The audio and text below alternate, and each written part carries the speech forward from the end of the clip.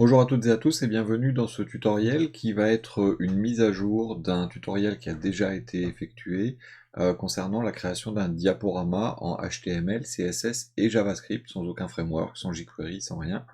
Il a été créé la dernière fois avec un rembobinage, c'est-à-dire qu'on défilait les images et on revenait à la première en reculant.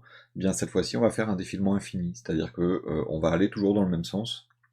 Et on va donc regarder un petit peu comment tout ça, ça va fonctionner. Donc pour commencer, on a un projet comme d'habitude, hein, c'est un petit projet HTML avec un fichier CSS, un fichier JS. Donc ces fichiers qui sont, bon pour l'instant, totalement vides. Et donc on va commencer par écrire le HTML correspondant donc à notre carousel. Donc je vais faire une balise main. Et à l'intérieur, donc tiens, je vais mettre un titre, hop, diaporama, voilà, je vais y arriver, ça commence bien, voilà, et puis à l'intérieur, alors je vais utiliser des balises div, mais ces balises div, vous mettez la sémantique qui vous intéresse, hein. Donc là, je vais faire une première div qui aura la classe diapo. Dans cette div qui a la classe diapo, ça sera le diaporama complet. On va mettre une autre div qui aura la classe élément. On les nomme comme on veut, hein, nos classes, mais là, donc, pour moi, ce sont les éléments du diaporama. Et chaque élément sera une div avec la classe élément, sans S, qui contiendra une image. Alors l'image, j'en ai mis quelques-unes, hein, j'ai 01, 02, 03, donc par exemple celle-là, donc ce sera le clavier. Et puis à l'intérieur, je vais mettre une div qui aura la classe caption, qui sera le texte qu'on va mettre dessus. Au début, ça va ressembler à rien, hein, puisque on va avoir un truc qui va être juste une liste d'images et de textes les uns au-dessus des autres, sans aucune taille. Donc la première chose, voilà, je vais mettre tiens, une H2, tiens, je vais l'appeler clavier. Et puis en dessous, je vais mettre une petite balise P avec un lorem de 10 mots. Voilà, par exemple, c'est une petite description. Donc ça me fait un truc comme ça. Donc vous voyez, j'ai mon diaporama, mon titre, donc mon image, qui est un petit peu longue, et mon texte en dessous. Cette partie-là, en fait, je vais la cloner autant de fois que nécessaire. Et donc je vais... Hop là, j'ai pris un truc de trop. Autant pour moi, la classe élément qui est juste là, je vais la cloner, je vais la mettre 3 fois, et donc on aura la slide 2. Donc c'est, voilà, la dame qui travaille. Tiens, je vais dire, hop, dame. C'est histoire d'avoir des informations différentes. Et puis la slide 3, c'est le paysage. Vous allez voir, voilà, un paysage. Et hop, je vais l'appeler paysage. Alors ce qu'il me faut également, c'est pouvoir mettre des flèches. Donc les flèches de navigation, moi ce que je vais faire, j'ai ouvert ma classe diapo. Dans cette classe diapo, j'ai mes éléments. Et donc en dessous de mes éléments, toujours dans la classe diapo, je vais mettre les flèches. Donc les flèches, j'ai importé une librairie d'icônes qui s'appelle Linosum. Donc je vais utiliser Linosum et donc je vais faire une i. Alors je vais lui mettre l'id nav gauche par exemple, nav-gauche, et ce sera une classe las et la-chevron-left. Alors ça, vous allez voir dans la librairie d'icônes qui vous intéresse, hein, ça fait voilà une flèche comme ça tout en bas ici vers la gauche. Je vais dupliquer ça et je vais mettre la nav droite, et donc c'est un chevron right. Et donc là j'ai tous les éléments HTML qui m'intéressent. Donc une fois que j'ai fait ça, eh bien il faut que je fasse un petit peu de mise en forme. Et donc pour faire cette mise en forme, je vais aller dans mon fichier CSS, et puis je vais faire 2-3 petites choses un petit peu un petit peu sympathique. Donc je vais faire par exemple sur main, je vais lui mettre une largeur à 80%. Donc là ça va pas changer grand chose. Et puis je vais mettre un margin auto pour le centrer. Donc là, si vous regardez, il se passe pas grand chose. Donc ce que je vais faire, c'est que je vais ouvrir l'inspecteur, je vais le sortir, hop, comme ça on l'aura à côté. Et là, donc mon main, en fait, voilà, c'est la zone bleue dans ma page. On a bien les zones jaunes autour qui sont les marges. Mais donc c'est cette zone bleue, et l'objectif, ça va être de mettre notre diaporama à l'intérieur de cette zone. Donc pour ce faire, ce qu'il va falloir que je fasse, c'est faire en sorte de donner des largeurs à mes images. Donc sur éléments, je vais aller chercher l'image qu'il y a dedans et je vais lui dire que je veux une largeur à 100%. Donc mon image, hop, voilà, déjà, elle va venir se placer, vous voyez, les trois images viennent se placer au milieu de notre diaporama. Problème, c'est que j'aimerais bien pouvoir les afficher les unes à côté des autres.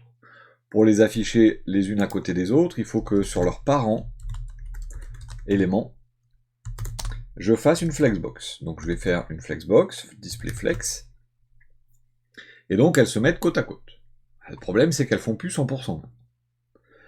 Donc là, il va falloir qu'on travaille un petit peu le diaporama lui-même pour faire en sorte que on ait la possibilité de faire notre flexbox exactement comme on la souhaite. Donc c'est sur chaque élément. En fait, on va faire un flex basis, un flex shrink, un flex grow. Donc je vais faire les trois en même temps. Donc je vais faire un flex. Voilà, la base c'est 1. On peut aller jusqu'à 0. Et là-bas, et on va mettre une taille de 100% de notre main. Et là, si vous regardez, vous avez bien les images qui font la taille, alors on le voit bien sur la première, hein, elles font la taille de notre main. Donc si je reviens sur l'inspecteur, je vois bien que mon image, vous voyez, elle fait la taille du main. Et elles se sont mises côte à côte en faisant chacune 100% du main. Bon, le problème, c'est que là, je vois celle qui est à côté. Pour l'instant, on va regarder comment faire en sorte de placer les flèches et ainsi de suite. Et ensuite, on masquera en fait les images qui dépassent. Donc pour commencer à faire ça, donc je vais mettre mon caption. Mon caption, en fait, j'aimerais bien le positionner, par exemple, pile au centre de mon image. Donc je vais faire un position absolute. Et là, on va voir qu'il y aura des petits soucis. Quand je vais faire mon position absolute, je vais lui dire par exemple que je veux mettre à top à 50% pour le mettre verticalement centré, left à 50% pour le mettre horizontalement centré. Alors là, bon, vous voyez, ça se place ici par rapport à l'écran, par rapport à ma page. Et j'ai donc tous mes captions qui sont en train de se mettre les uns au-dessus des autres. J'ai plus rien en dessous des autres images. Donc ce que je dois faire, c'est que je dois dire, ouais mais toi, caption, tu te positionnes par rapport à ton élément. Et donc, je dois positionner mon élément en relative. Et là, donc, je vais avoir mon caption qui va venir sur l'image. Alors, pour être un petit peu plus, visible, ce que je vais faire, c'est que je vais mettre un background color. Par exemple, tiens, je vais faire un RGBA, un blanc, relativement transparent, donc 255, hop là, 255, 255 et 0.4, et donc on va avoir, voilà, un petit cadre derrière. Mais vous remarquez que ce qui est au milieu de mon image, c'est le coin supérieur gauche. Donc là, derrière, ce qu'il faut, c'est que je vais le faire là, il faut que je transforme mon caption avec une translation de la moitié en négatif dans les deux directions. Et donc là, je vais avoir mon texte qui va vraiment se mettre directement au milieu. Une fois que j'ai fait ça, eh bien, donc la translation, ça fait, hop, je vais aller sur l'élément, non, sur le caption, voilà. La translation, voilà, vous voyez le carré vert, c'est la position d'origine, et le translate le décale de la moitié vers la gauche et de la moitié vers le haut, ce qui permet de le centrer parfaitement à l'intérieur de son parent. Ceci étant fait, deux, trois petites choses un peu esthétiques, on peut par exemple mettre un text line center, voilà, et éventuellement un padding de 30 pixels pour que ça touche pas les bords. Voilà, alors ça fait un peu potentiellement un peu grand, mais là l'écran je l'ai réduit. On va mettre un padding à 10 pixels. Voilà. Donc ceci étant fait, il me reste aussi les flèches. Et donc nav droite et nav gauche, que j'ai donné hein, donc en ID, dièse nav gauche et dièse nav droite, doivent se placer verticalement par rapport au diaporama lui-même. Donc même chose que pour les éléments, ils doivent devenir la référence de positionnement. Donc il faut que mon diaporama lui-même soit la référence de positionnement de mes éléments. Donc sur la classe diapo, je vais mettre un position relative de façon à ce que je puisse placer mes flèches comme il faut. Donc là, si je fais donc dièse nav gauche par exemple, eh bien, je vais la placer en top, donc position absolue, pardon. Donc déjà, vous voyez qu'il y a eu un petit changement, les deux flèches sont superposées. Là. Je vais faire un top 50%. Et pour bien la voir, je vais mettre un color white. Et vous allez voir que, hop, elle est là. Mais bon, elle n'est pas vraiment bien placée au milieu. Hein. Pourquoi? Simplement parce qu'il faut aussi lui mettre un transform translate. Donc on fait une translation, mais cette fois-ci uniquement verticale, de moins 50%. Et en fait, on va faire pareil avec la flèche droite. C'est-à-dire que on va mettre ça pour nav gauche et pour nav droite. Hop là, avec le dièse, ça marchera mieux. Et donc, nav droite, vous voyez, elle est venue se placer au même endroit. Alors, la droite doit aller à droite, donc on va faire une spécificité pour la nav droite, qui va être de la mettre en right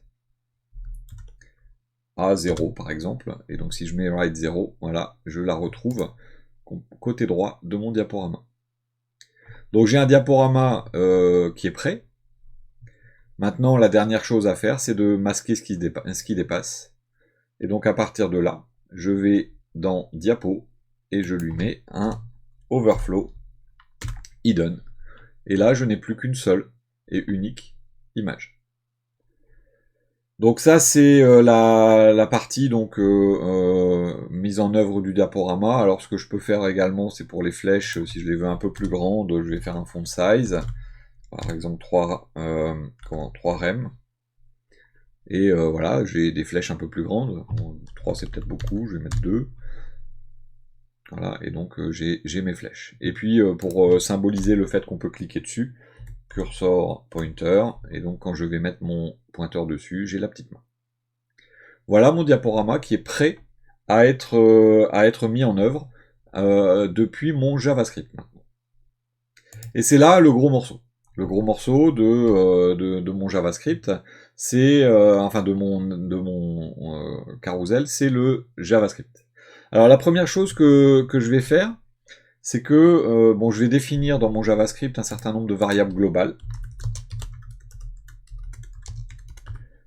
Des variables dont j'ai besoin dans tout mon code. Je vais déjà faire un compteur. Donc let compteur égale, et je vais l'initialiser à 0, c'est le compteur qui permet de connaître l'image sur laquelle on se trouve.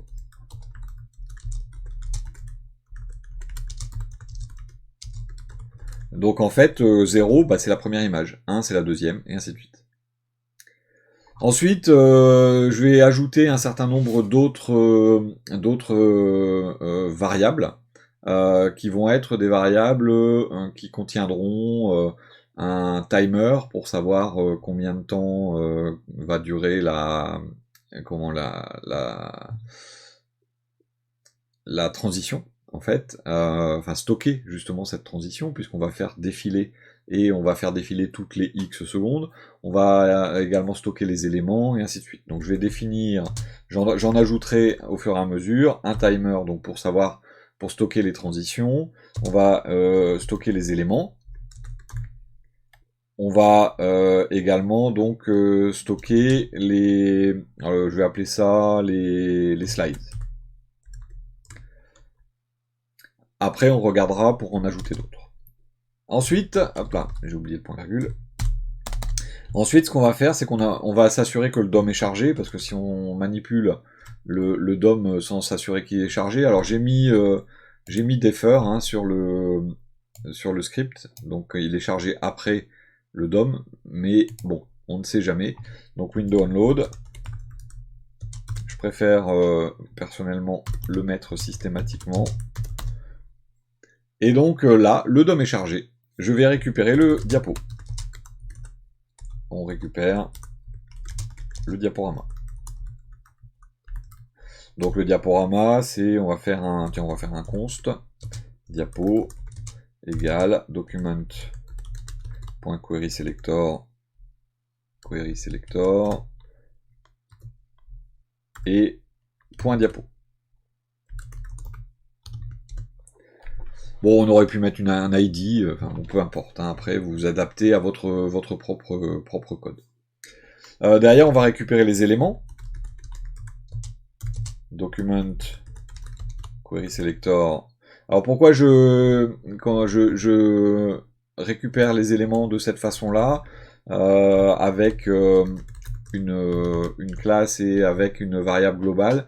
Parce que derrière, je vais manipuler ces éléments directement depuis des fonctions externes à window onload, et donc c'est plus pratique de pouvoir les avoir en global. Ensuite, donc, ce que je vais faire, c'est que je vais récupérer un tableau qui va contenir la liste des diapos. Alors, là, si je fais juste un console log de mes éléments, vous allez voir apparaître donc dans la console, voilà, ma liste, ma div qui contient mes éléments. Mais j'ai que la div. Maintenant, moi, je voudrais récupérer chacun des éléments.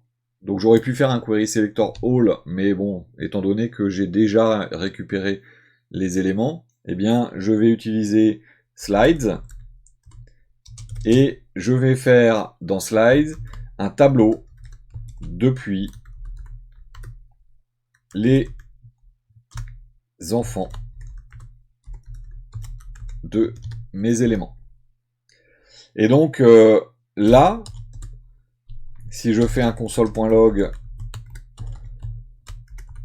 de slides, je vais avoir donc un tableau qui va me dire que j'ai 3 éléments dans mon diaporama. Ça me permet directement de récupérer le tableau des éléments. Ceci étant dit, maintenant ce qu'il faut, c'est que je gère. Déjà, on va commencer par la flèche vers la droite. Donc pour gérer la flèche vers la droite, je vais récupérer les flèches. Donc je vais d'abord commencer par la droite, donc je vais faire je vais dire next, document, query selector, hop, et je vais chercher dièse nav droite, et on gère le clic. Le clic sur le query, sur le next, ben on va faire next.add event listener. On va utiliser l'événement click, et je vais créer une fonction que je vais appeler slide next par exemple, et que je vais créer plus bas. Slide next. Et donc cette fonction en fait, hop là. Donc cette fonction fait défiler le diaporama vers la droite. Donc en fait, on va, en cliquant sur cette flèche, ce qu'il faut, c'est que on arrive à voir l'image qui est à côté, qui est cachée pour l'instant. Donc cette fonction slide next, la première chose qu'on va faire, on est sur l'image 0. Donc ce qu'on va faire, c'est que on va incrémenter le compteur. Pour dire, je passe à l'image numéro 1. Compteur plus plus. Comme ça, je sais que je suis sur l'image 1. Alors pourquoi cette histoire-là? Eh bien simplement parce que, en fait, ce que je vais faire, c'est que, tiens, je vais utiliser l'inspecteur pour vous montrer. Sur mon diaporama, je vais faire un transform translate. Hop. Et donc ce sera un translate X d'un certain nombre de pixels. Imaginons je fais un translate X de 100 pixels. Vous voyez, ça décale. Alors là, il faudrait qu'on décale plutôt vers... pardon, c'est pas sur... je suis en train de me tromper de ligne. C'est pas sur le diapo, c'est sur les éléments. Donc transform, translate X. À chaque fois je fais tab, voilà. Et donc là, par exemple, 100 pixels, vous voyez que je décale vers la droite. Là, moi, je voudrais aller vers la gauche. Donc, en fait, ce qui va se passer, c'est que je vais partir en négatif d'une certaine taille. Et là, vous voyez, on va faire un effet comme ça de défilement qui ira beaucoup plus vite que ça. Mais on va faire un translate d'une certaine taille. Et cette taille, vous voyez, on va bientôt y être. Cette taille va être à récupérer. Hop. Voilà, je suis allé un peu trop loin. Mais donc cette taille va être à récupérer quelque part. Alors comment on la récupère? Hop, c'est voilà 444 pixels. Alors c'est quoi? Eh bien, si vous regardez, si vous pointez sur un élément, c'est la largeur d'un élément. C'est également la largeur du diaporama et c'est la largeur du main. Donc moi, ce que je vais faire, c'est que je vais devoir récupérer la largeur d'une diapo. Donc pour ce faire, je ne l'ai pas encore fait en fait, cette partie-là. Donc je vais récupérer la largeur d'une slide.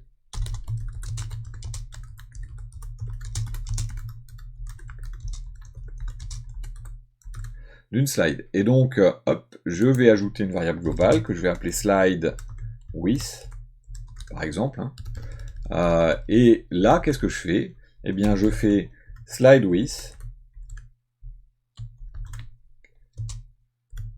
égale, et donc je vais sur mon diapo, parce que c'est la taille du diapo. Je vais utiliser une fonction qui s'appelle getBoundingClientRect. C'est récupère le rectangle qui est autour du diapo et sa largeur. Hop. J'ai oublié les parenthèses, donc ça marche moins bien. Width.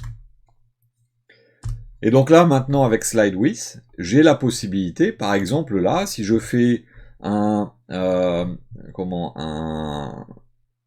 style donc en translation, donc je vais faire un element style translate, transform égale, et là je lui écris en fait ce que j'avais écrit tout à l'heure, translate x de une certaine taille. Donc là, si je fais moins 444 pixels, si je clique, hop, j'ai madame. Si je fais moins 888, je clique, j'ai le paysage. Donc, à partir de là, il faut que je calcule cette valeur. Cette valeur, c'est mon slide width, qui va être multiplié par le compteur. Donc, ce que je vais faire, c'est que je vais faire une variable locale décale, par exemple, décalage, égale, et donc ce sera en négatif, moins slide width, multiplié par mon compteur.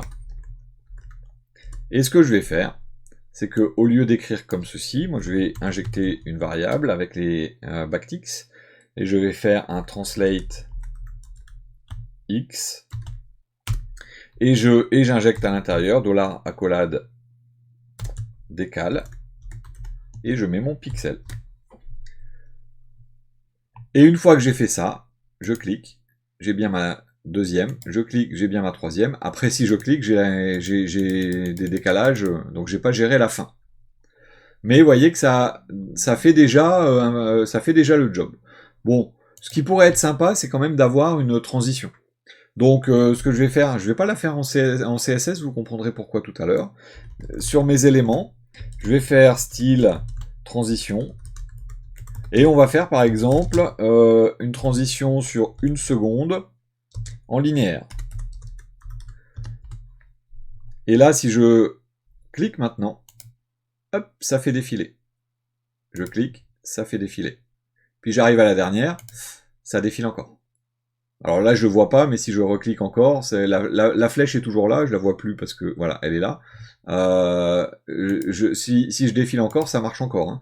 Mais bon, le but c'est de s'arrêter à un moment. Et c'est là où tout réside au niveau de l'astuce et du problème qu'on va avoir. En fait, l'idée, donc ça va être quoi? Ça va être de faire en sorte quand on clique sur la dernière, donc je suis à la troisième, et bien que là, quand je vais défiler, qu'il repasse à la première. Donc, pour commencer, il nous faut la première après la dernière. Donc là, ce que je vais faire, c'est que après avoir récupéré mes éléments, je vais cloner la première image.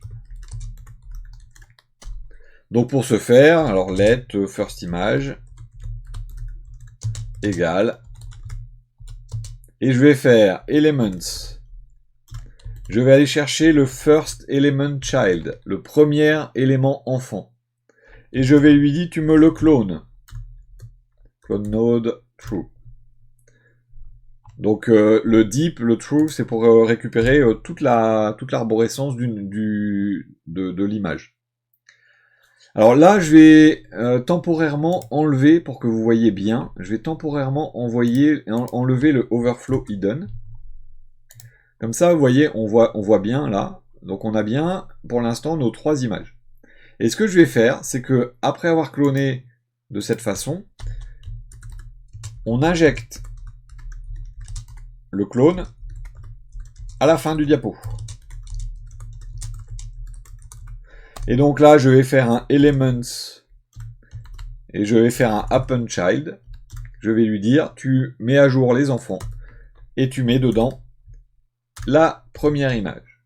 Ce qui fait qu'à partir de maintenant, on n'a plus 3, mais 4 images. Et la première se trouve également en dernier. Ce qui fait que lorsque je vais cliquer, ça défile, ça défile, ça défile. Et là, c'est à moi de gérer le fait que ça doit revenir, sans que l'utilisateur le voie, ça doit revenir à celle-là. Donc ce que l'utilisateur ne voit pas, il ne le sait pas. Donc ça doit rembobiner. Rembobiner sans animation, de façon totalement transparente. Donc là, ce que je vais faire, c'est que après avoir décalé,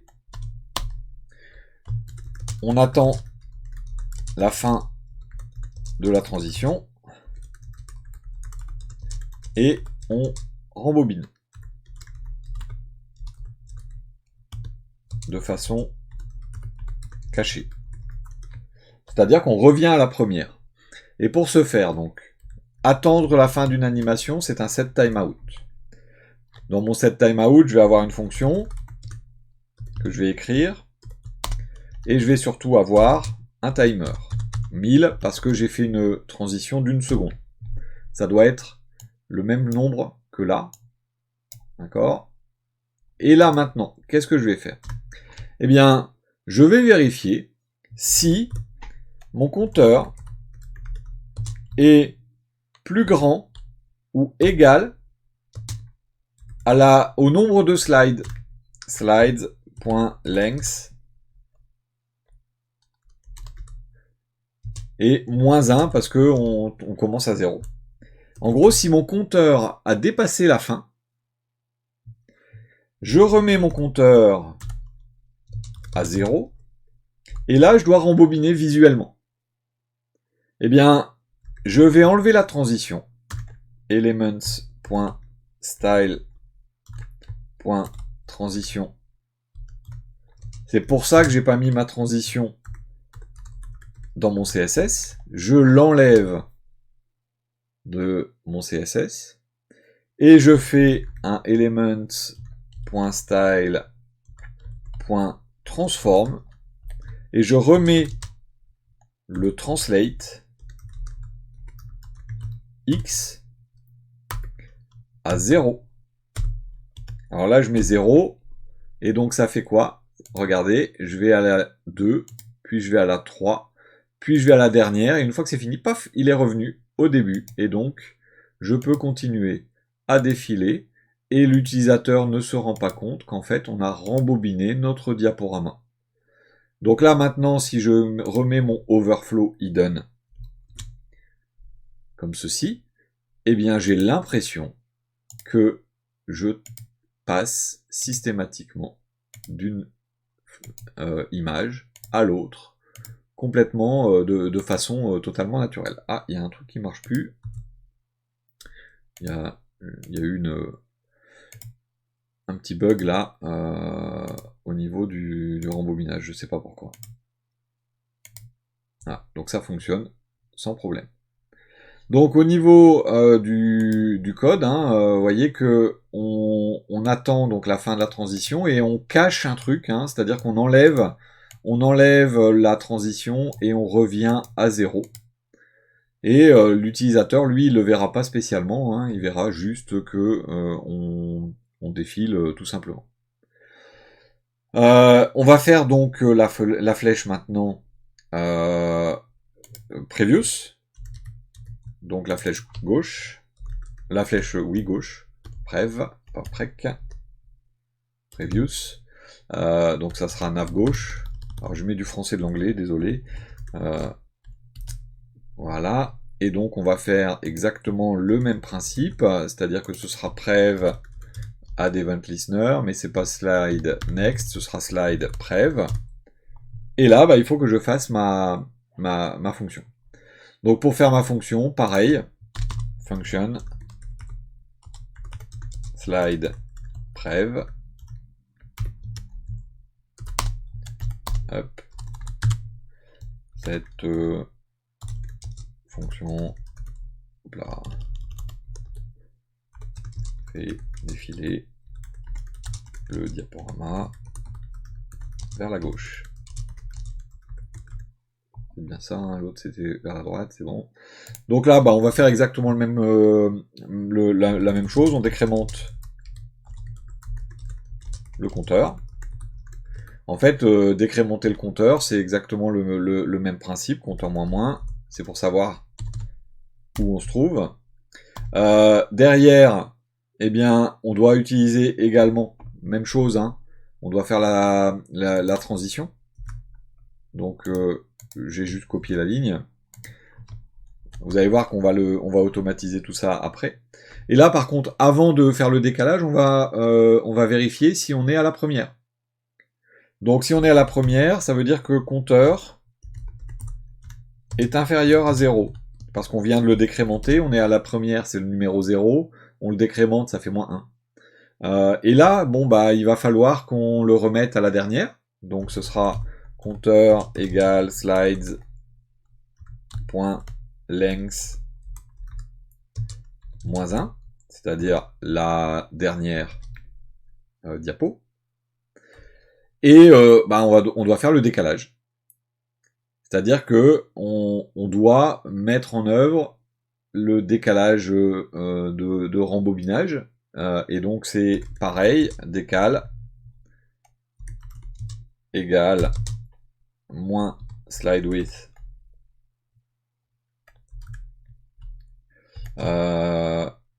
multiplié par compteur.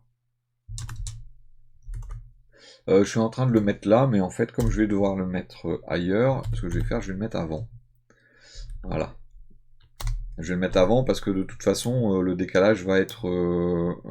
Ah bah non, c'est vrai, comme j'ai changé mon compteur, autant pour moi, il faudra que je mette 2 fois quand même. Bon, donc j'étais en train de partir dans une erreur. Bon. Donc là, j'ai refait mon décalage, et je refais en fait comme tout à l'heure, c'est-à-dire que je lui dis, c'est bon, là ce qu'il faut c'est que tu, de façon masquée, il faut qu'on revienne, donc je vais renlever de nouveau le overflow hidden, de façon masquée, en fait il faut que de celle-là, on passe, sans défiler comme ça, à celle-là. Hop là, bah, il vient de, à la dernière. Donc, pour le faire, il faut qu'on décale, mais de un certain nombre de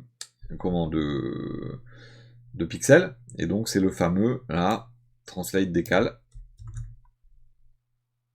hop, comme ici. Donc ça veut dire que là, si je clique, hop, il est revenu à la dernière.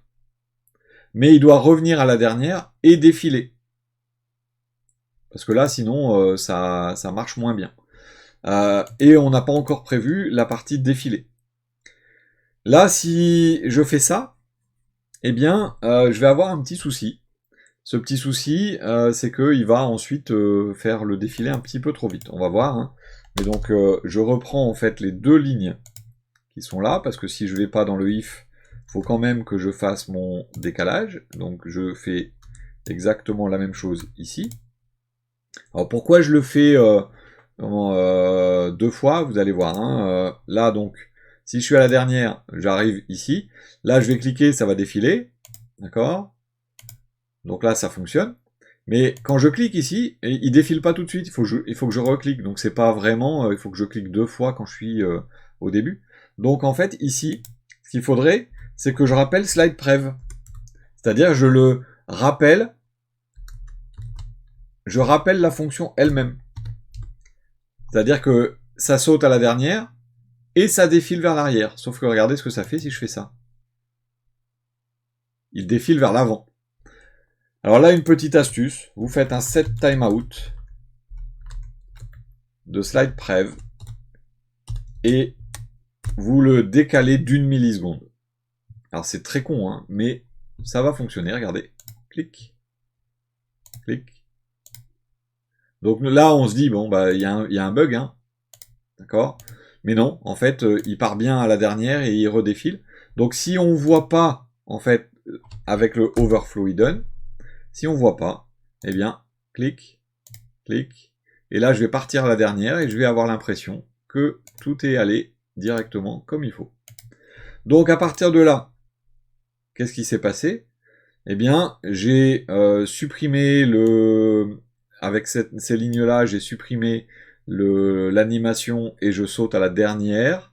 Et ensuite, 1 milliseconde plus tard, je reprends cette même fonction. Mais comme mon compteur a été réinitialisé, eh bien je passe pas dans le if et je redécale une nouvelle fois pour la deuxième en fait étape de cette boucle. Voilà donc pour le défilement infini dans un sens ou dans l'autre. Et donc vous voyez qu'on cache des trucs, hein, mais voilà, on a la possibilité de le faire comme on veut. Maintenant, bon bah on pourrait aussi imaginer automatiser un petit peu le défilement.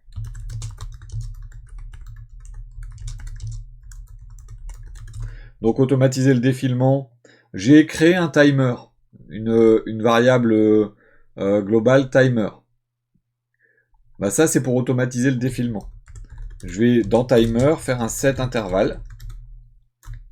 Et mon set intervalle, je vais lancer slide next toutes les 5 secondes par exemple. là, il est parti un petit peu en vrille le temps de... Alors, je vais le faire un petit peu plus vite, je vais le faire toutes les 2 secondes. Donc, il va recharger. Voilà, 2, toc, 1, 2, off, 1, 2, tac, et ainsi de suite. Et donc, vous avez votre diaporama qui défile tout seul. Bon, ce qui pourrait être intéressant, c'est de pouvoir directement paramétrer ces informations-là sans avoir à venir dans le code. Donc par exemple, moi j'aimerais bien pouvoir dire au moment où je crée mon diapo, eh bien que je veux un timing à X secondes. Donc là, je vais faire un data, je vais l'appeler comment? Speed. Data, non, data transition, tiens. Transition. Pour dire... dans transition, ça va nous mélanger avec le CSS. Je vais le faire speed. Data speed égale, et par exemple, 5000. Et en mettant ça, je voudrais que mon diaporama défile automatiquement toutes les 5 secondes. Et bien pour ce faire, je vais utiliser une nouvelle variable globale que je vais appeler speed. Et au moment où j'ai récupéré mon diapo, on récupère le data speed en faisant speed égale diapo.dataset.speed. Hop là. Alors je vais dataset.speed. Donc là, je vais avoir récupéré dans mon HTML data speed. Et qu'est-ce que je fais? Eh bien, je le passe directement ici à la place de mon 2000. Je mets speed. Ce qui fait que mon diaporama, là, va automatiquement défiler toutes les 5 secondes. Donc là, 2, 3, 4, 5, et hop, ça passe. Si je veux l'avoir un peu plus rapide, eh bien, je mets 2000, par exemple, et je vais avoir mon diaporama qui va défiler automatiquement toutes les 2 secondes. Donc ça, c'est pour le data speed. Maintenant, ça pourrait être assez intéressant également de pouvoir faire une transition. C'est pour ça que je pensais utiliser transition, mais non. Une transition plus rapide. Là, vous voyez que le défilement, on l'a mis sur 1 seconde. Si par exemple, je voulais 500 millisecondes, donc que ça défile un tout petit peu plus rapidement, eh bien dans ce cas, de même, je vais aller chercher, hop, je vais mettre ça sous transition. Je vais aller chercher le data transition.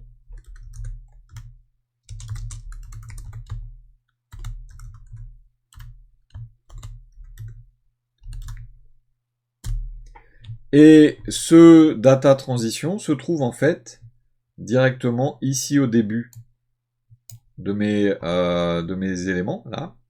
Donc là, au lieu de mettre en secondes, je vais mettre en millisecondes et je vais mettre transition que je vais concaténer à millisecondes. Bon, j'aurais pu injecter la variable aussi. Mais ça veut dire que mon timeout ici va être mauvais là, maintenant. Et donc là aussi, je dois mettre mon timeout à transition.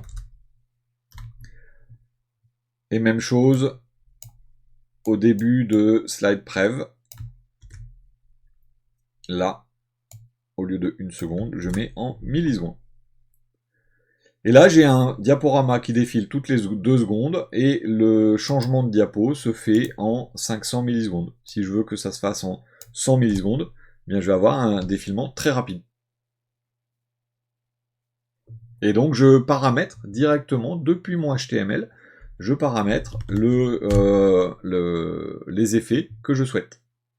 Donc j'ai effectivement un effet, bon là je l'ai mis en très rapide, hein, mais j'ai un effet exactement comme je le souhaite. Si je veux juste un défilement assez lent, bah, je mets 700 par exemple, et je vais avoir 700 millisecondes de défilement à chaque fois que je vais cliquer ou que mon timing va être arrêté. Alors 2-3 petites choses pour terminer. Si jamais je mets ma souris, ça serait bien que je puisse arrêter le défilement du diaporama. Et donc pour ce faire, bien, je vais mettre, hop, ici, on gère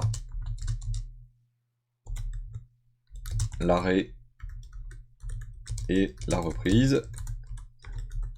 Donc là, ce que je vais faire, c'est que je vais faire avec les événements mouse over et mouse out sur le diaporama.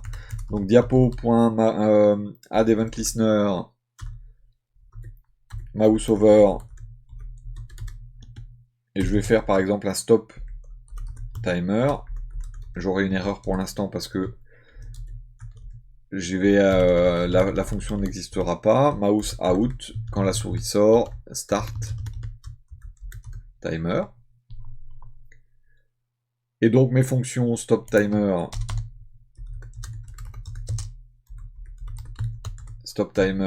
va être assez simple puisque ça va être un clear intervalle de mon timer. Et donc là, si je mets ma souris, donc je vais attendre. Ah bah, j'ai passé la souris dessus, donc forcément, ça, sans le faire exprès. Voilà. Donc là, je vais avoir un défilement. Si je mets ma souris dessus, le défilement s'arrête. Donc là, il s'arrête complètement, ça bouge plus. Et donc la fonction start timer,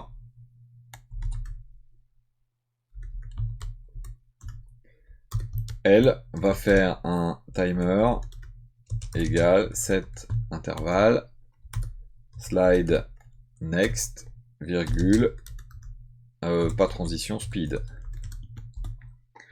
Et donc de ce fait, ça va me remettre en route mon défilement. Donc là, je vais dessus, ça doit s'arrêter, c'est le cas. J'enlève ma souris, ça doit reprendre, et ça doit donc défiler à la vitesse qui était prévue.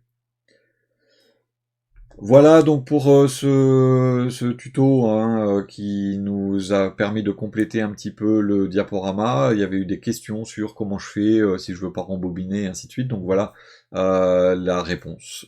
Une réponse, ça n'est pas la seule façon de faire, ça n'est pas le seul code pour se faire. C'est totalement ouvert, vous avez plein d'options pour faire ce genre de choses. Donc après c'est à vous de voir comment vous voulez gérer votre code. Je vous remercie beaucoup pour votre attention. N'hésitez pas, si vous souhaitez vous abonner, mettre un pouce, si vous appréciez les vidéos, c'est toujours appréciable. Vous pouvez nous rejoindre sur le Discord si vous souhaitez de l'aide pour ce tutoriel ou pour un autre. Je vous remercie beaucoup pour votre fidélité et je vous dis à très bientôt.